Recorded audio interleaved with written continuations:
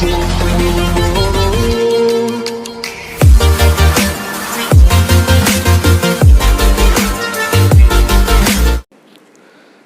Guys, कैसे हो आप सभी। उम्मीद करता हूँ अच्छे ही होंगे। तो स्वागत करता हूँ मैं आपके अपने चैनल इंग्लिशपुर में।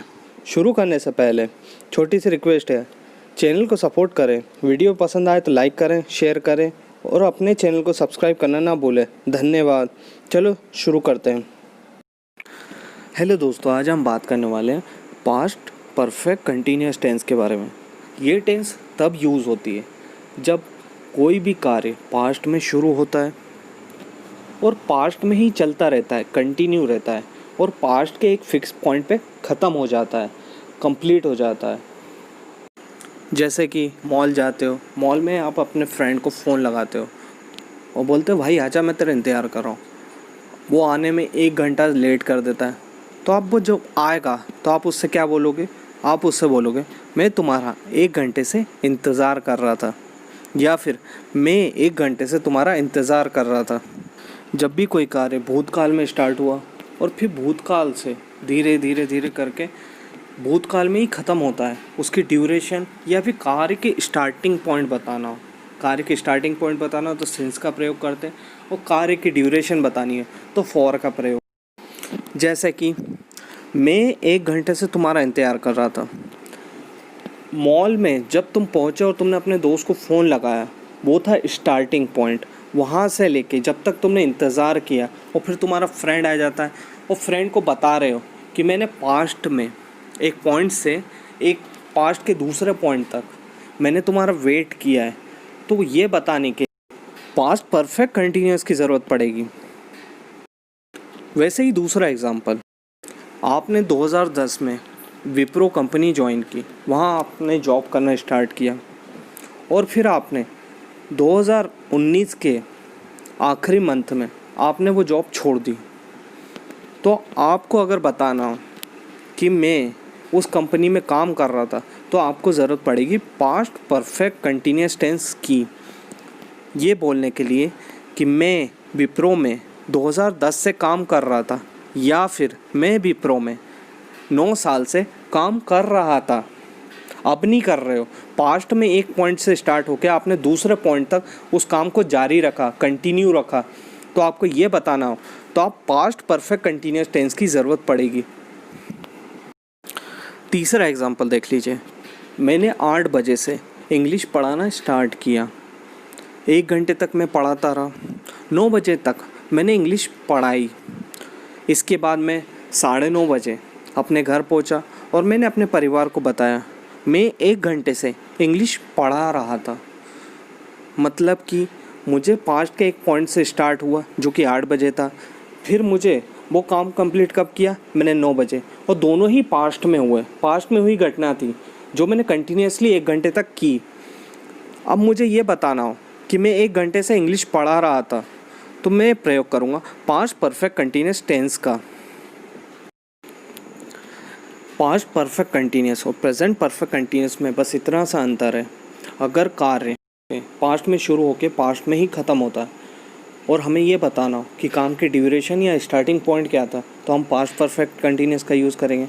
और अगर काम पास्ट के किसी पॉइंट से स्टार्ट होकर प्रेजेंट में जारी है और शायद फ्यूचर में भी जारी होगा, तो हमें ये बताना है, तो हम प्रेजेंट परफेक्ट कंटिन्यूअस का यूज़ करते हैं। जैसे कि मैं विप्रो में 2010 से काम कर रहा हूँ, मतलब अभी तक काम कर रहा हूँ, ठीक है, आगे भी शायद करूँगा और अभी तक कार्य चल रहा है, और मुझे ये बोलना कि यार भाई मैं काम छोड़ चुका हूँ, तो मैं यूज़ करूँगा पास्ट परफेक्ट कंटिन्यूअस का, जिसमें मैं बोलूँगा मैं विप्रो में 2010 से काम कर रहा था, मतलब मैंने छोड़ दिया है, वो काम कंप्लीट हो चुका है किसी पास्ट के एक निश्चित पॉइंट पे।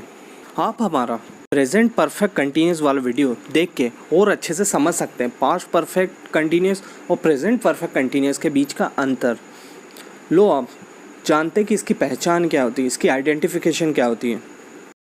अगर हमें पास्ट परफेक्ट कंटिन्यूअस के बारे में पहचान बतानी हो, कैसे पहचाना जाए, तो इसके मेन वर्ब के साथ रहा था, रही थी, रहे थे का प्रयोग होगा, साथ में समय के साथ से का प्रयोग होगा। फिर से सुनिए, मेन वर्ब के साथ रहा था, रही थी, रहे थे के साथ से का प्रयोग होता है तो वो पास्ट परफेक्ट कंटिन्यूस का टेंस बन जाएगा। और से में अगर हमें प्रयोग करना हो तो सिंस स्टार्टिंग पॉइंट के लिए, और अगर ड्यूरेशन बतानी तो फॉर का प्रयोग होगा। अगर आपको डिटेल में जानना है ये तो हमारा सिंस और फॉर वाला वीडियो देख सकते हैं। जैसे कि राम 2 घंटे से घूम रहा था, 4 घंटे से बारिश हो रही थी, मैं 2003 से इंग्लिश सीख रहा था, मैं 1 घंटे से तुम्हारा इंतज़ार कर रहा था।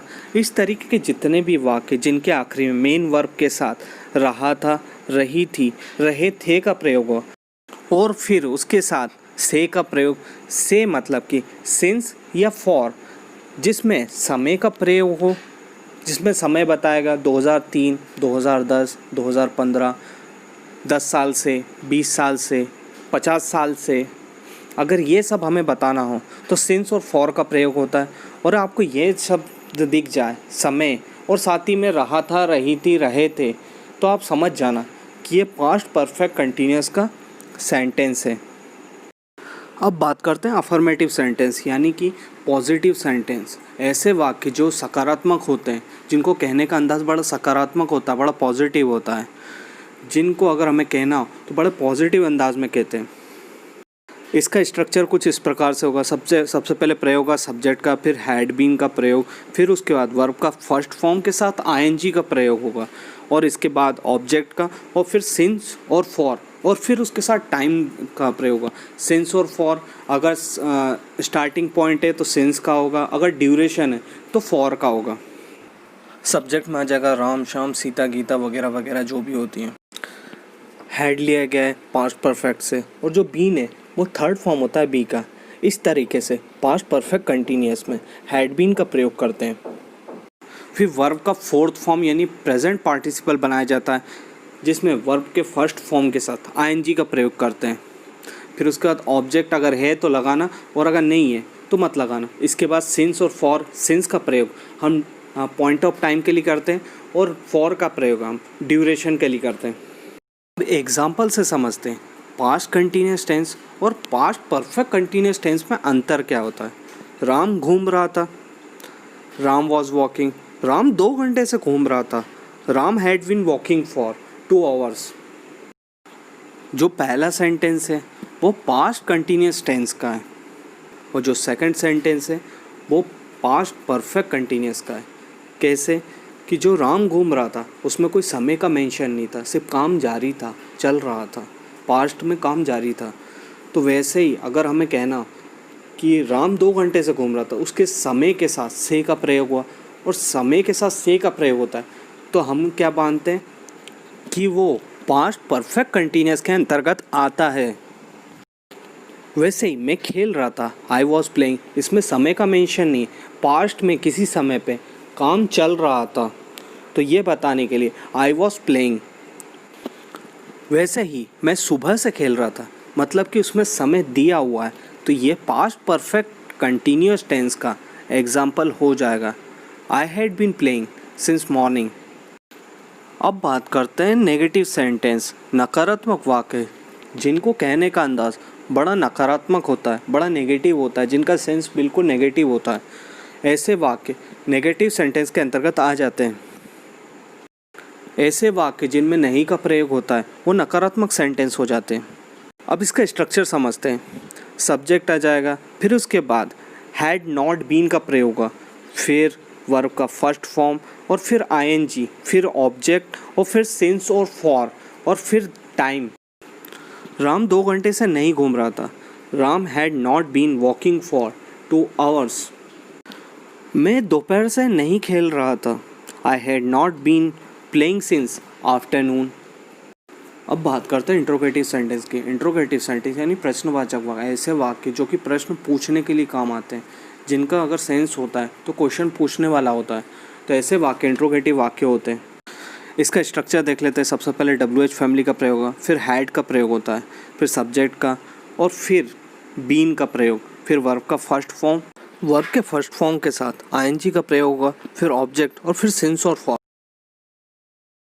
अब एग्जाम्पल से समझते हैं।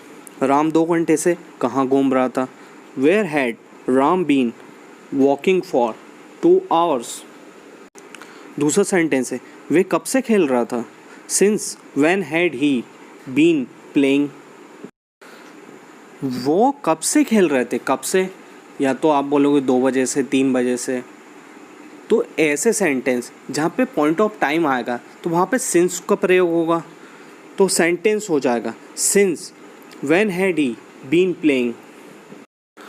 अब बात करते हैं नकारात्मक प्रश्नवाचक वाक्य यानी नेगेटिव इंट्रोगेटिव वाक्य। ऐसे वाक्य जिनमें नहीं का भी प्रयोग होता है, क्वेश्चन मार्क का भी प्रयोग होता है, नकारात्मक तरीके से प्रश्न पूछे जाते हैं।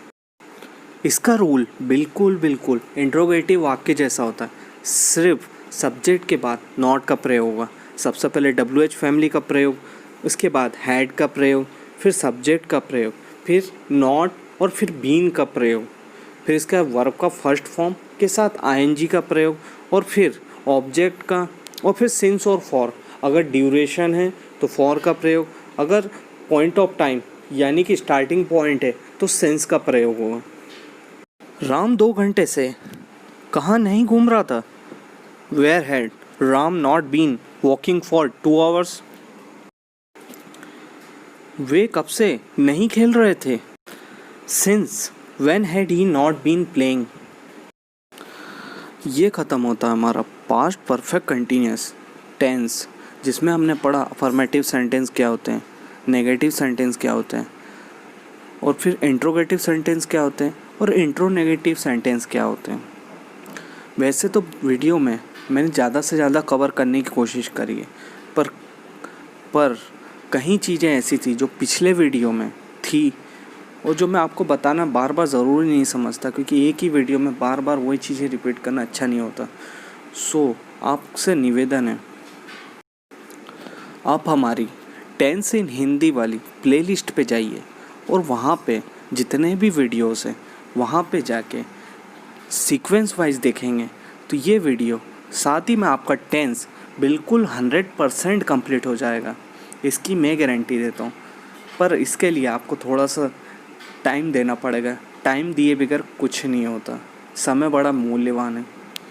सो इतना कहते हुए धन्यवाद, आप सभी का वीडियो देखने का शुक्रिया। हमारी वेबसाइट www.englishpool.in को विज़िट करके वहाँ पे प्रैक्टिस कर सकते हैं, वहाँ पे थ्योरी पढ़ सकते हैं। इसी के साथ मैं आपसे विदा लेता हूँ, धन्यवाद।